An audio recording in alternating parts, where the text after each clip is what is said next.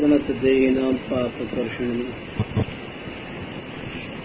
किरणचरानुगं श्रीनिकेतनं फणिफणार्पितं ते पदाम्बुजं श्रीनिकेतनं स्नेन्दीक्षयम्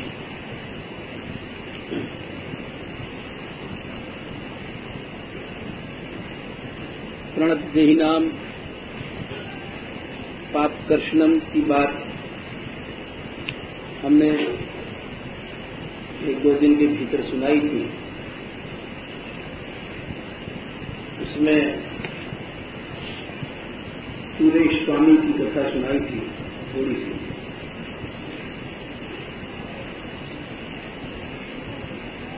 थोड़ा उसका विस्तार हम कर रहे हैं क्योंकि एक सज्जन ऊपर गए थे जिज्ञासा लेकर के कौन थे वे पूरे की अन्नदार नीचे बता रहे।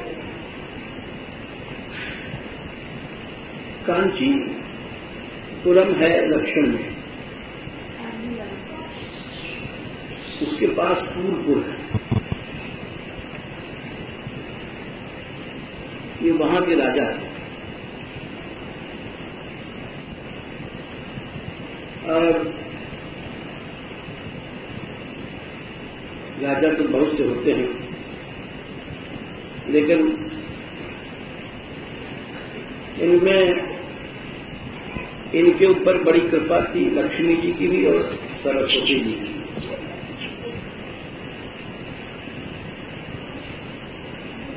दोनों की कृपा होना कठिन होता है, लक्ष्मी जी की भी कृपा और सरस्वती की कृपा।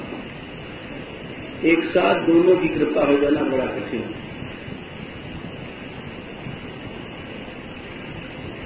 क्योंकि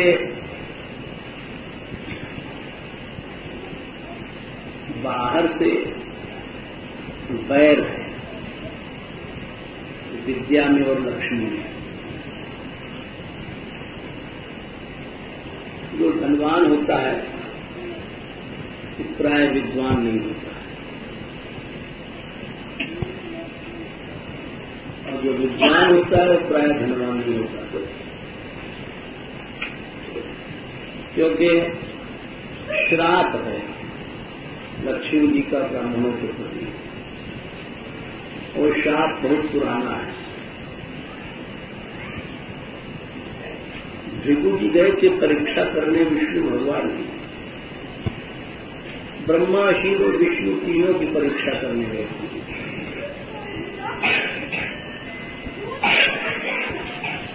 एक बार ये कथा श्रीमद् भागवत में दशम स्कंध में अंत में आती है कि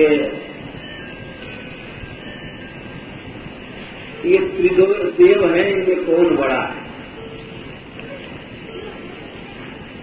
कौन उपासनीय है। तो वो इसका निर्णय कैसे हो।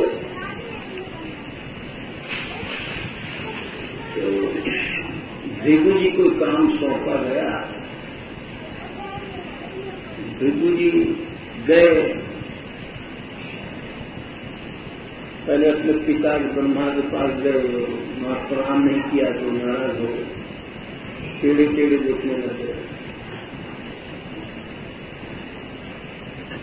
तो उन्होंने कहा कि उनके मन में बड़ी जल्दी रिएक्शन हो गई। आगे गए महादेव जी के पास, उन्होंने कहा आओ बंधु भाई भाई करके तुम चले मिलने को। तो उन्होंने कहा दूर रहो तुम्हारे मुंडमाला है, भस्म है, निशान से राख है। तो ये बात सुन करके शिव जी को क्रोध आया और अरे ये मेरे प्रेम का आदर ही नहीं समझ पाए और उनको भी अंत में बहुत क्रोध हुआ।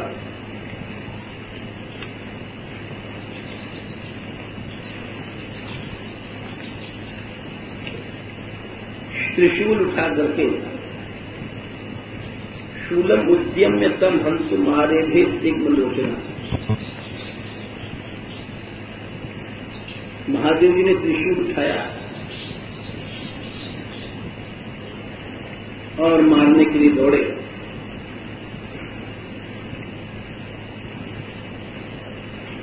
पतित्वा पादयोर देवी सांत्वया मास तन गिरा।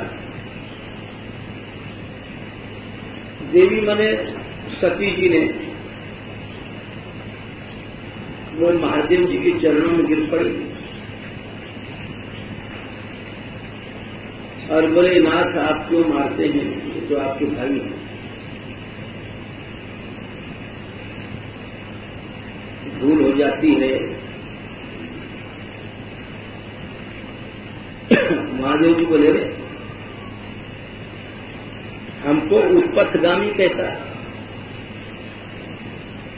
जब महादेव जी चले थे उनका आलिंगन करने तो भ्रातरम मुदा, तो ये बोले तुमसी उत्पथ, अरे तुम उत्पथ खराब मार्ग के गामी हो, शमशान की राख लगाते हो, नींद माला पहनते हो।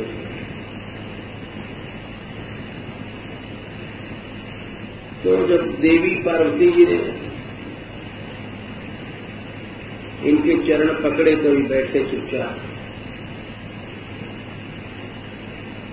फिर ये वैकुंठ गए। वो लक्ष्मी जी उनकी चरण गावा रही थी गोद में लेकर के, और बिना पूछे जाके उन्होंने 1 लाख उनकी छाती में मारा।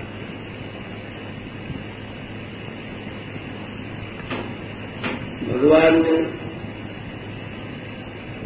इनके चरण पकड़ लिए और क्रोध की जगह इनके चरण दाबने लग गए। आपके चरणों में बड़ा कष्ट लगा होगा, हमारी छाती बड़ी कठोर है।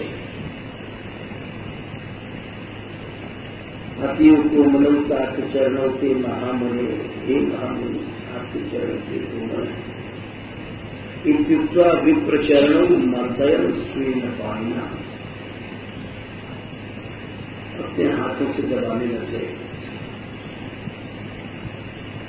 इनके चरणों को। ये वहां से लौटे और उस प्रसंग में वहां पर लक्ष्मी जी ने और इनमें आपस में परस्पर शापी शापा हो गई।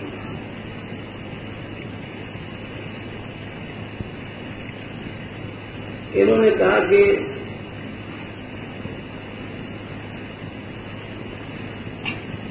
लक्ष्मी जी ने कहा जाओ ब्राह्मण लोग भिक्षुक हो जाएंगे, मानसिक करेंगे, मानसिक करते रहते इसका दान ना हो तो इसका दान।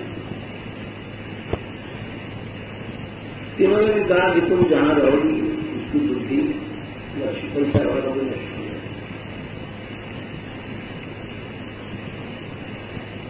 इसीलिए आज तक देखा जाता है कि धन वाले मूर्ख होते हैं, बुद्धि नहीं होती, अहंकार, दुर्व्यसन, ऐंठ बहुत से गुरु बना रहते हैं। विद्वान लोग दीनहीन, धनहीन होते हैं। ये बहुत समय से बात चली आ रही है। तो जब इनका पूर्व के राजा कुरेश जी बने तो महात्मा लोग कहते हैं कि इनके ऊपर दोनों की कृपा थी। जितने तो बड़े विद्वान थे, धन संपत्ति भी अपार थी राज्य में, अपार धन संपत्ति थी, क्योंकि ये बहुत बड़े भक्त थे, धार्मिक थे, शिव गुण से संपन्न थे। तो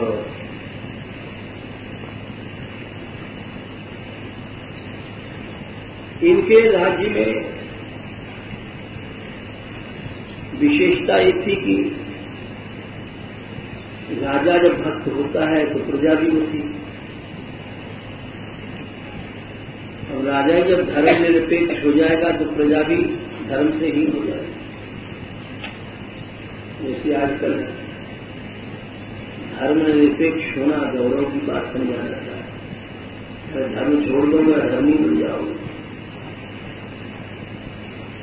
पापी बनना तो गौरव की बात तो नहीं। लेकिन आजकल समझा जाता है जितने नेता होते हैं सब धर्म निरपेक्ष चित्ता चिल्लाते हैं, इनके अंदर इतनी हिम्मत नहीं है कि कहें कि नहीं धर्म ही प्राण है। ऐसा कहने में सोचते हैं वोट नहीं मिलेगा निकाल दीजिए।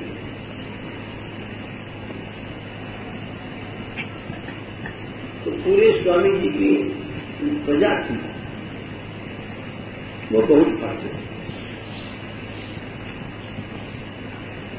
राजा स्वयं जाते थे मंगल आरती और शयन आरती,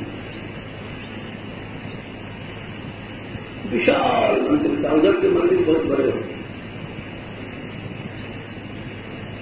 और सारी की सारी प्रजा जाती थी। जब राजा जाएगा तो प्रजा भी जाती है। और मंदिर में सवेरे जब आरती होती थी सहस्रों हजारों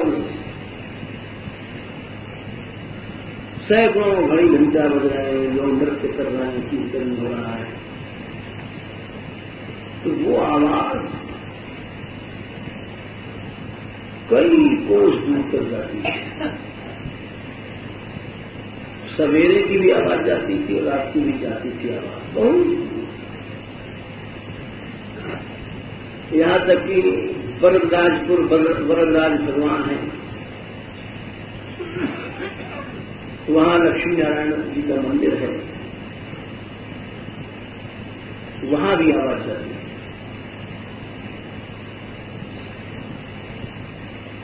तो लक्ष्मी जी ने भगवान से पूछा कि ये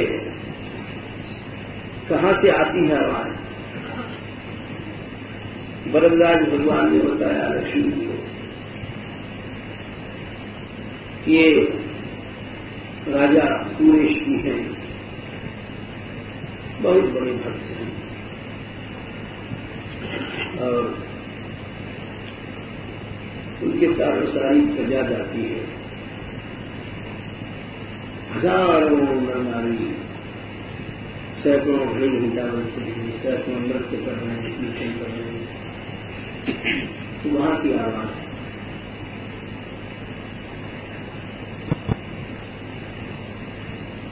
लक्ष्मी जी ने कहा कि मैं चाहती हूं कि यहां मैं दर्शन करना चाहती हूं।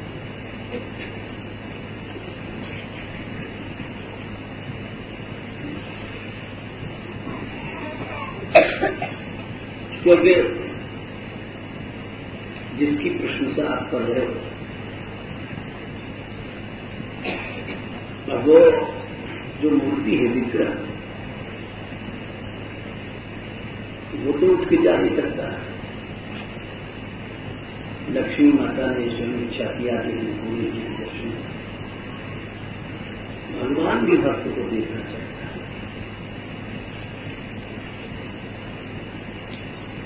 तो कांचीपुर स्वामी थे, रामानुजाचार्य जी के 5 गुरुओं में एक ही थे।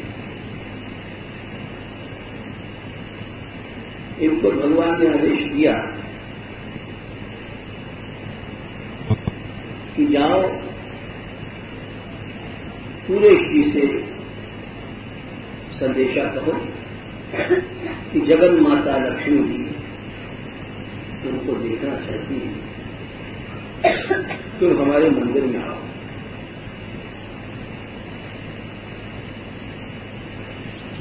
गए और वहां जाने के बाद राजा सुरेश जी से ये आज्ञा सुनाई गई कि लक्ष्मी जी आपका दर्शन करना चाहती है। जगन्माता की आज्ञा भी है, आप चलो। तो देखो भगवान के भक्तों की विचित्र गति होती है। जगन्माता लक्ष्मी जी बुला रही हैं और उन्होंने मना कर दिया। अब भक्ति को कौन समझ सकता है? भक्ति क्या है? भक्तों की भावनाएं क्या हैं, इसको कोई बाहर से आदमी नहीं जान सकता। गोपियां गाली देती थी, इसको कोई बाहर का व्यक्ति नहीं जान सकता कि गोपियां इनका कोई कृष्ण से प्रेम है। भीष्म पितामह बाण मार रहे हैं कृष्ण को, कौन विश्वास करेगा कि कृष्ण से प्रेम करते हैं? बड़े तीखे तीखे बाण मार रहे हैं। ये प्रभु और उन्होंने पुणे जी ने कहा,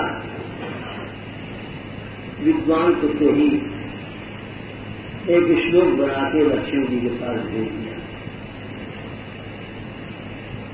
उनका जाओ माता से कहना, क्वाहं कृतघ्नः पापिष्ठो दुर्मनाः परवंचिता क्वासौ लक्ष्मी ही जगन्माता ब्रह्मरुद्रादिवंदिता।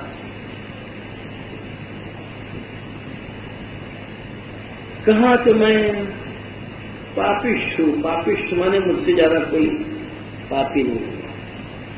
कृतघ्न, कृतघ्न उसको कहते हैं जो किए को नहीं मानते। जैसे जो हर समय प्रभु को स्मरण नहीं करता और कृतघ्न है। चिंतन दियो ताहि बिसरायो, ऐसो नमक हरामी।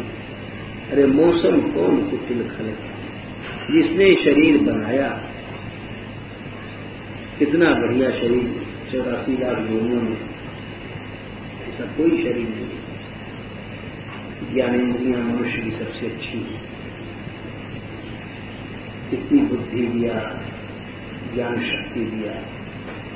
आकाश में उड़ता है, समुद्र के नीचे चलता है, पनडुब्बी में, हवाई जहाज में, जन क्या कर। लेकिन फिर भी जिसने शरीर बनाया उसको भूल बैठा। ये नमक हराम है, ये कृतघ्न है। सूरदास जी कहते हैं कि जिन तन दियो ताहि बिसरायो, ऐसो नमक हरामी। ये तो नमक हराम है।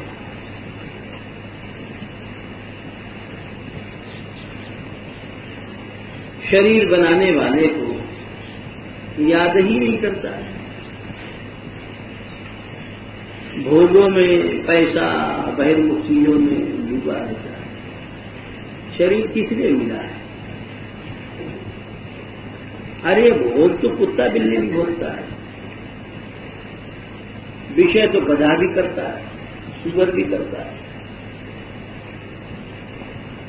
ये इसलिए मिला है, यही तन कर फल विषय न भाई। स्पष्ट बात है, इस तन का फल विषय नहीं है। राम जी ने कहा प्रजा को, यही तन कर फल विषय न भाई। ये एक डिसाइडेड फैक्ट है, निर्णित बात जिसको कहते हैं। यानी इसमें कोई विकल्प या इफ बट वगैरह नहीं है। कोई आदमी जो सोचता है कि नहीं साहब ऐसा है वैसा है, गलत बात है। यही तन कर फल विषय न स्वर्ग स्वल्प अंत दुखदायी। इसीलिए उन्होंने कहा पूरे जिले को अहम कृतघ्न और पापिष्ठ। मैं कौन हूं पहले ये समझो, मैं कृतघ्न हूं,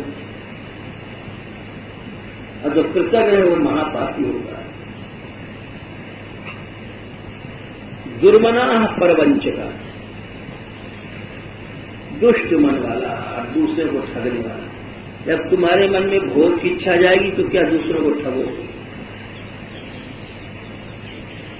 हर व्यक्ति भोग के पीछे दूसरों को ठगता है। आप देख लो, लड़का लड़की को सिनेमा जाने की इच्छा है तो 20 बातें बनाएंगे, वहां जाना है, दुकान पर जाना है, वहां करना है। तो सच्ची बात कोई नहीं कहता है।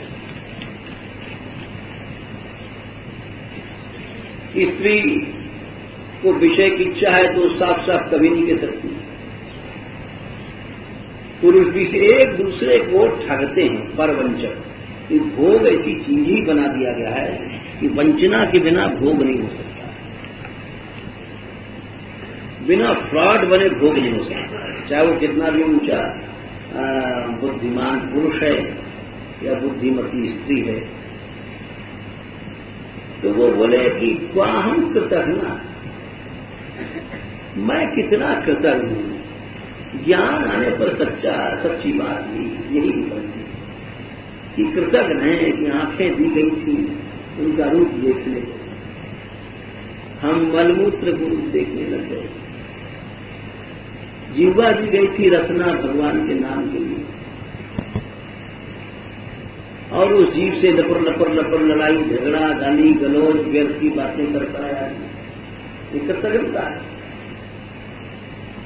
कान दिए गए थे भगवत कथा सुनने के लिए, संसारी बातें सुनता रहता है। वहां क्या हुआ, यहां क्या हुआ, यहां क्या होगा, वहां क्या होगा। हाथ दिए गए सेवा के लिए, पांव दिए गए भगवत धाम में चलने के लिए। तो ये भोग क्या है? कृतज्ञता है,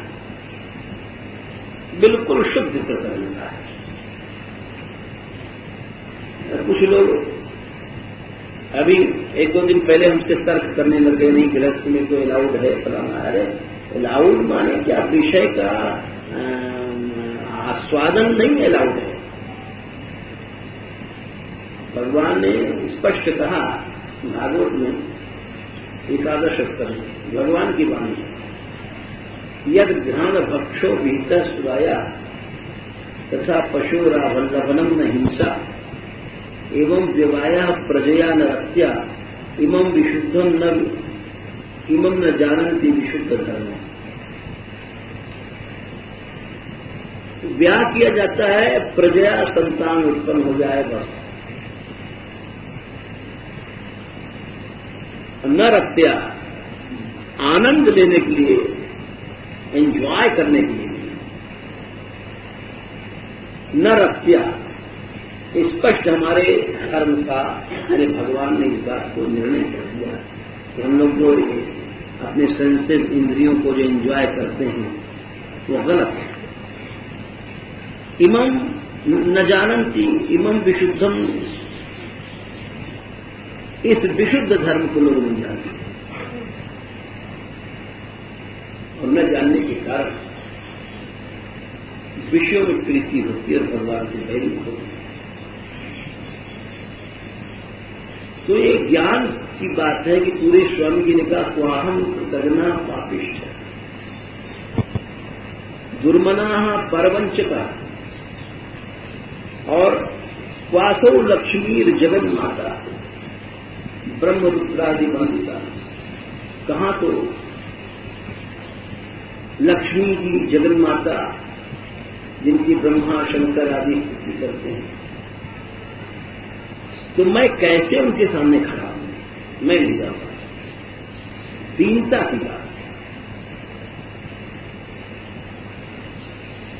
अब कोई भक्तों के भाव को क्या समझेगा?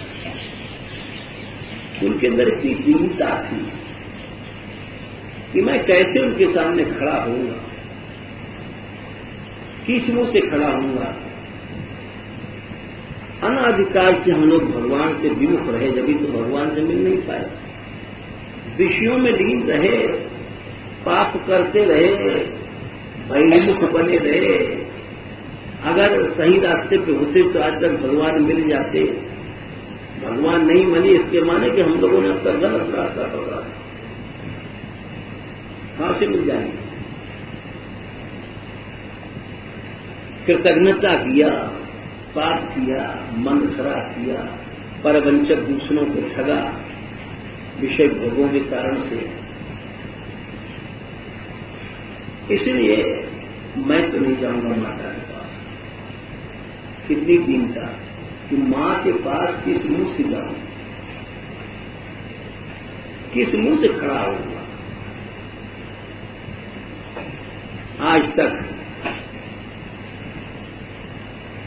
आज तक मैं माता के सामने जाने योग्य नहीं रहा।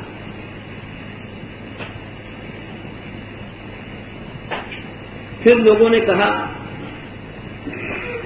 बड़े बड़े विद्वान थे, कि प्रभु की आज्ञा है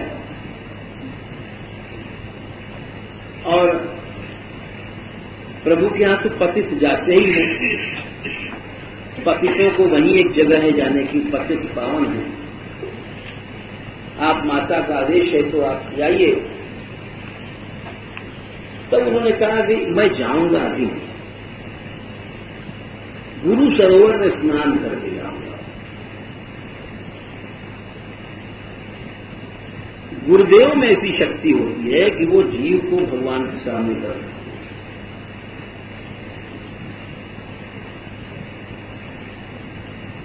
जब तक गुरु सरोवर में स्नान नहीं करूंगा, जब तक नहीं जा सकता।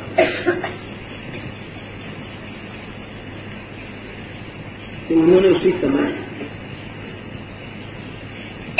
आप गुरु सरोवर में स्नान करने के मतलब थोड़ी है गए बोले महाराज हम आपके शिष्य बन जाए। शिष्य बन गए और फिर वैसे के वैसे बने रहे, वही गुस्सा, वही काम, वही क्रोध, वही मोह, वही लोभ। और वो बीड़ी पीता है, वही दीक्षा लेने के बाद भी बीड़ी पी रहा है, सिगरेट पी रहा है, यहाँ तक कि लोग बच्चा बच्च खाते हैं, शराबी पीते हैं। ऐसे गुरु करने से क्या लाभ होता है?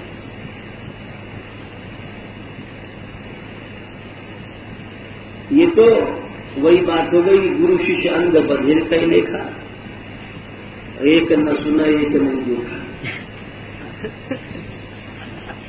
चेला ने गुरु बनाया, गुरु जी अंधे थे।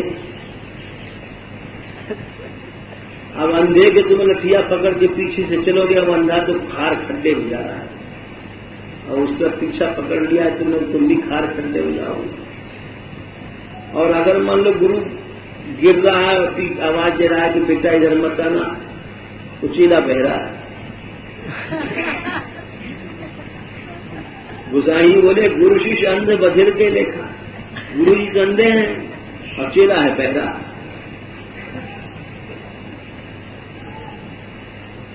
एक न सुना एक नहीं देखा, बोले ये आजकल की जोड़ी बन गई। अब कल्याण कहां से हो जाएगा? गुरु जी चिल्ला रहे हैं, कोई शिक्षा दे रहे हैं कि बच्चा ऐसा करो, इतना भजन करो, ये करो, ऐसा नहीं है वो है। शिष्य सुने नहीं रहे हैं, सुना तो क्रॉस वेंटिलेशन लगा, इस कान से सुना, इस कान से निकल गई है, तो जल्दी निकल जाती है क्रॉस वेंटिलेशन। कमरे में आने सामने खिड़की होती है ना, तो क्रॉस वेंटिलेशन, इधर से आवाज उधर से निकल गई। तो ये दोनों कान जो है हम लोगों के क्रॉस वेंटिलेशन है, इधर से सुना उधर से निकल गया। अभी नीचे नहीं उतरा हृदय में, क्योंकि क्रॉस वेंटिलेशन हो गया, तो इसीलिए वो बहरा है। तो उन्होंने कहा पूरे स्वामी जी ने कि मैं अब जा रहा हूं गुरु सरोवर में स्नान करने। देखो इसको कहते हैं, और सारी संपत्ति उन्होंने बता दिया। राज्य पाट धन दौलत सब छोड़ दिया। इसको कहते हैं शरणागति। और आखिर में हुआ क्या, रामानुज स्वामी के पास जाकर के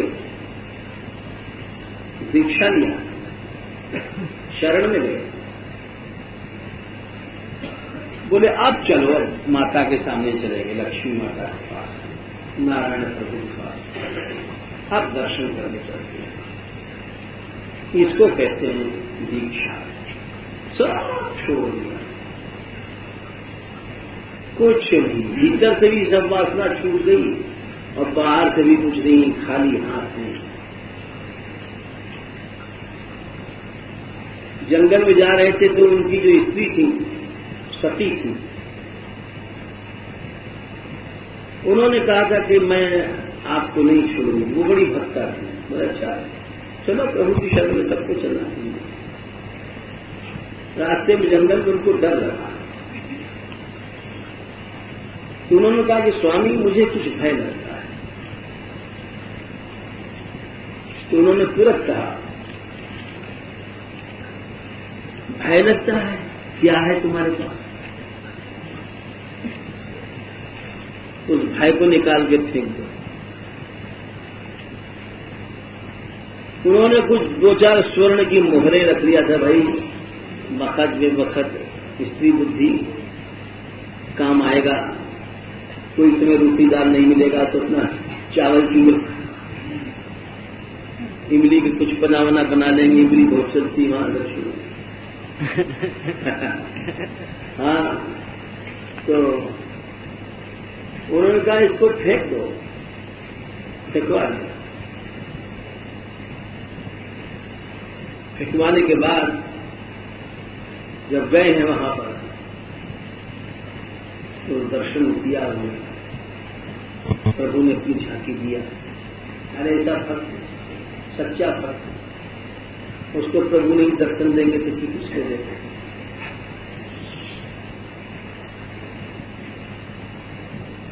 दोनों मंदिर से थोड़ी दूर पर रहने लग गए, वरदराज भगवान के मंदिर के पास भजन करते, भिक्षा मांगते थे। पूरे स्वामी जो राजा थे,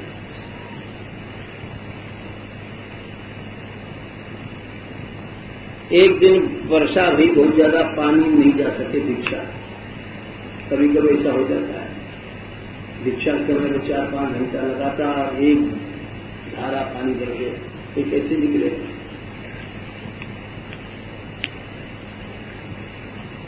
तो इनकी जो पत्नी थी रानी साहब, उन्होंने प्रभु से प्रार्थना किया, क्या सारा दिन बीत गया, हमारे स्वामी भूखे हैं। भगवान वरदराज ने तुरंत पुजारी से कहा, आज्ञा दिया, बोल दो, जाओ मीरा जब भोग का थाल है वहां ले जाओ, पूरे के पास।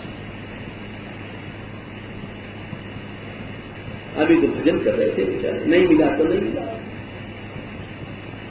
भक्ष्य को तो वही है कि हर हालत में मगन रहना, न लेना न देना, मगन रहना। मिल गया तो भी मगन है, नहीं मिला तो भी मगन है। चाहे मान हो या अपमान हो, मगन है बस इसी जगह अंबल करती है। ये जो मुंह फूलता है हमारे जैसे लोगों का, जो गुस्से में आते हैं मुंह फूल करके, जैसे वो फुटबॉल फूल जाता है हवा भरने से, तो ऐसे जब आदमी गुस्से में बैठ जाता है तो अपना थोड़ा सा मुंह फूलता है।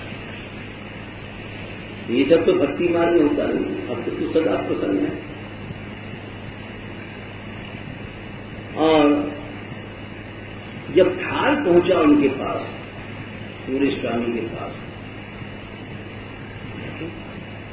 पुजारी जी को देखा, ये क्या? ये प्रभु की आज्ञा हुई कि आपके लिए ये थाल। तो सोचने लग गए कि मैंने तो सोचा नहीं था, हो सकता है हमारी स्थिति में सोचा। उन्होंने रानी साहब को बुलाया, तो तुमने कुछ कामना किया था क्या? तो नीची नजर कर लिया, आपको आज कुछ नहीं मिला सवेरे से खाने। मैंने प्रार्थना किया था वरदराज भगवान से कि आज हमारे पति सवेरे से कुछ नहीं खाने भूखे। मैंने अपने लिए तो नहीं किया था।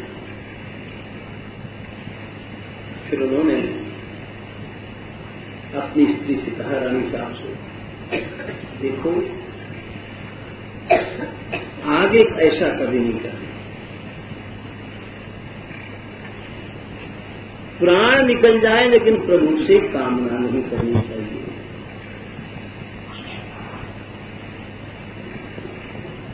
प्रभु से इन बातों को कामना करती हूं कि आज हमको रोटी नहीं मिला, आज भोजन नहीं मिला, आज ये नहीं मिला, कपड़ा नहीं है। बड़े बड़े भक्त होते हैं। एक भक्ता भी आई थी, उन्होंने 108 परिक्रमा बरसाने के दिया। हमने कहा क्यों परिक्रमा किसने दे रही हो? तो उन्होंने कहा हमारी कुटिया बनी, उसमें किवाड़ नहीं लगी।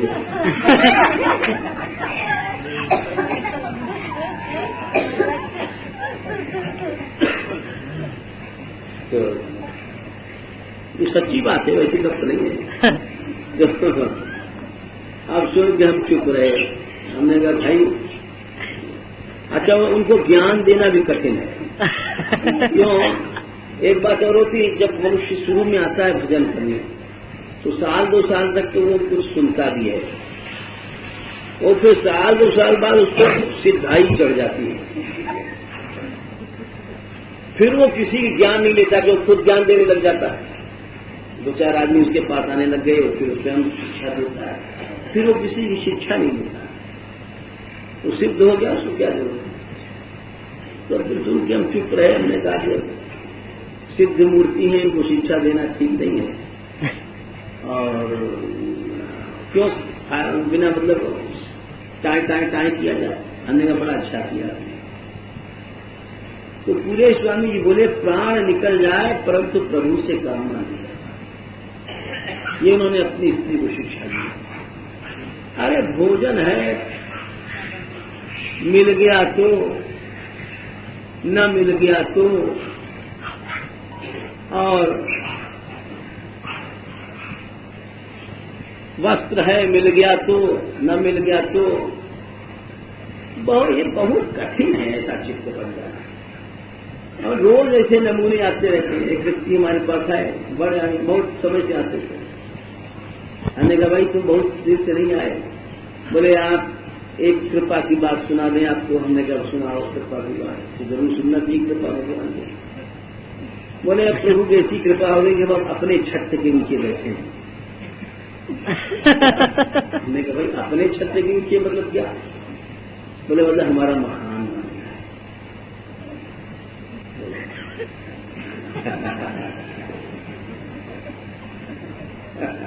अरे वो अपने छत के नीचे, चाहे किसी छत के नीचे बैठो बाबा, और अपनी भी छत छूटेगी कि दूसरे की भी छत छूटेगी, इसका कोई कृपा से क्या मेजरमेंट है? सब मतलब ही नहीं है। लेकिन मनुष्य का स्तर इतना गिर जाता है कि बस ये दुनिया सच है, इस दुनिया की प्राप्ति सच है, इस दुनिया का ये उपलब्धि सच है। सब छोड़ के जाने वाले हो तुम्हारा हमारा क्या? हमको तुमको तो अभ्यास ही करना है, ये मेरा तेरा ये भावनाएं खत्म हो जाए। भाई गृहस्थी क्या असाधु लोगों में होता है कि हमारी कुटिया है, तुम्हारी कुटिया है, कमंडल है तुम्हारा कमंडल, तुमने दिया है, तुम्हारा कर दिया, ये सब मेरा तेरा जरूर बदल जाता है, बदलता है। और जहां मेरा तेरा है वहां शांति नहीं। तो जहर खाओगे तो मरोगे, चाहे बुढ़ा हो गए तो ये उन्होंने अपनी स्त्री को शिक्षा दिया कि आज से पीछे कभी कामना नहीं करना। तो वो बड़ी सच्ची निकली, उन्होंने कभी कामना नहीं की। ये और फिर सबसे बड़ी बात तो ये थी पूरे जी की, जो हमने जो सुनाई कि आंख मुक्त होगा गुरु की सेवा के लिए। ऐसा लोग कहते हैं। एक और बात सुना देने की छोटी सी, अभी समय है, कि अगर ये न होते तो आज रामानुज संप्रदाय का भाष्य न होता। श्री रामानुज स्वामी जी ने जो भाष्य बनाया वो शंकराचार्य के अद्वैत मत का खंडन करके विशिष्टाद्वैत की स्थापना की। पहले व्यक्ति थे जिन्होंने शंकराचार्य के खिलाफ आवाज उठाई, लेकिन उनके खिलाफ आवाज उठाना कोई मामूली बात नहीं, क्योंकि वो बहुत उनका अद्वैत फैल चुका था। तो बोधायन भगवान की एक वृत्ति है। वो सब जितने मत मतांतर हैं प्रभु के रूप में, प्रभु ही चलाते हैं। तो उसमें अद्वैत मत क्या चीज है, उसके तर्क हैं क्या क्या कर लिखा हुआ। तो भारतवर्ष में कहीं नहीं था। पुराने बहुत से ग्रंथ गायब हो गए। रावण संहिता, भृगु संहिता ऐसी थी कि बैठे हैं 3 जन्म पर तुम्हारा हाल बता दिए, तुम अगले जन्म में कहां जाओगे, पिछले जन्म में कहां थे। बड़ी बड़ी जितनी विद्याएं थी भारतवर्ष में। तो इन्होंने सुना कि वहां कश्मीर में विद्या का केंद्र था काशी। तो वहां इतनी बड़ी लाइब्रेरी यानी संग्रहालय पुस्तकों था कि उसको जब मुसलमानों ने आग लगाई तो 6 महीने तक आग चलती थी। कितने पुस्तकें थी, लाखों की संख्या, करोड़ों की संख्या। ये रामानुज स्वामी के बाद में घटना थी। इनके पहले इतना अत्याचार नहीं था।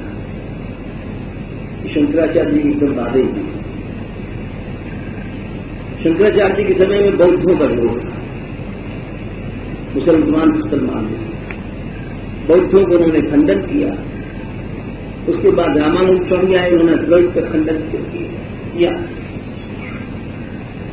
उसके बाद फिर मुसलमानों का आक्रमण होता है।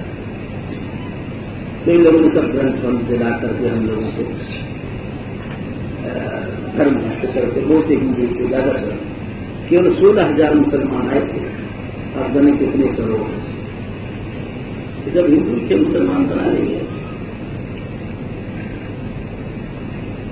तो वो कश्मीर गए बोधायन वृत्ति के लिए।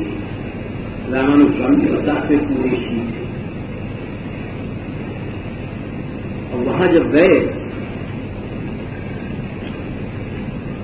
तो भगवान की लीलाओं की देवी देवता भी खेल करते हैं। सरस्वती माता ने सपना दिया राजा को कि ये बोधायन वृत्ति के लिए आ रहे हैं, तो रामानुज स्वामी इनसे सावधान रहना। राजा ने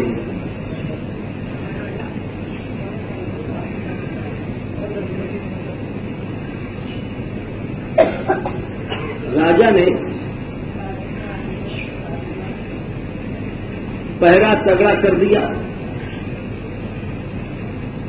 चोरी नहीं जानी चाहिए। ये दोनों गए तो वहां इधर की वही पुस्तक यहां देख लो, लिखने का भी हुक्म नहीं दिया। अब ये दोनों व्यक्ति गुरु और शिष्य रामानुज जी और पूरे स्वामी इस चक्कर में कि अब चोरी कैसे किया जाए, बिना चोरी की चीज मिलेगी नहीं। अब देखो कितने बड़े आचार्य चोरी कर रहे हैं। क्यों कर रहे हैं? अधर्म भी धर्म है, जन कल्याण भी, संसार का कल्याण।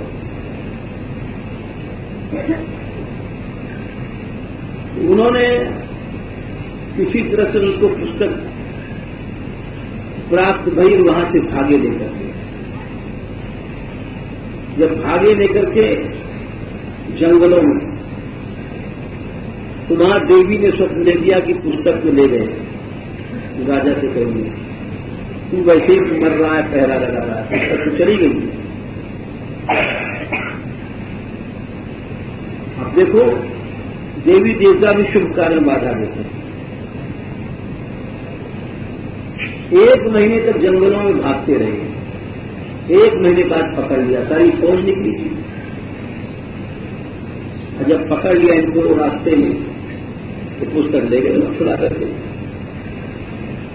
जब लोग ले गए तो रामानंद स्वामी बड़े दुखी हुए, और दुखी होने के बाद जब उदास बैठ गए तब पूरे ही हुए। गुरुदेव उदास के हाथ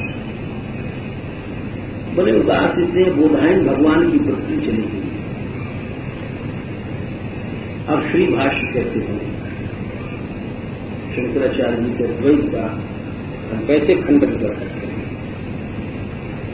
बोधायन भगवान का मंदिर अयोध्या में है, हमने देखा था।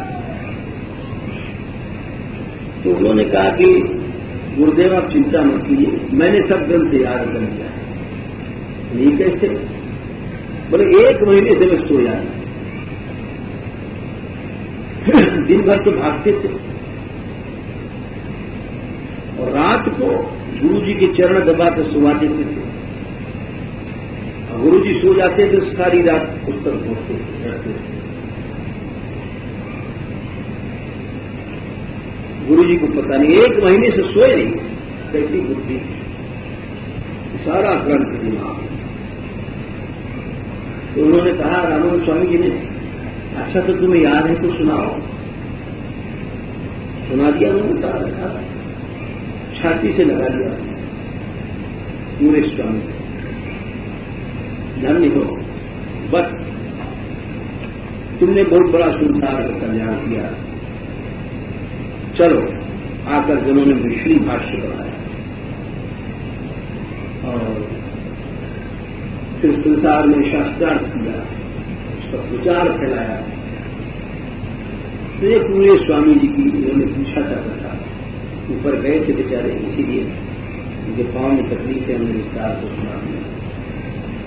प्रणत देवी नाम पाठ दर्शनम पुरुषराम श्री हमें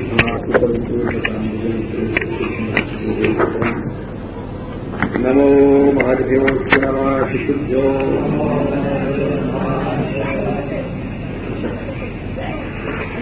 नमो युवभ्यो नमः। पहले तो प्रसाद दे दिया करो। ये ब्राह्मणागाम अवधुलिंगा शरंति देव्या शिवमस्तु राज्ञा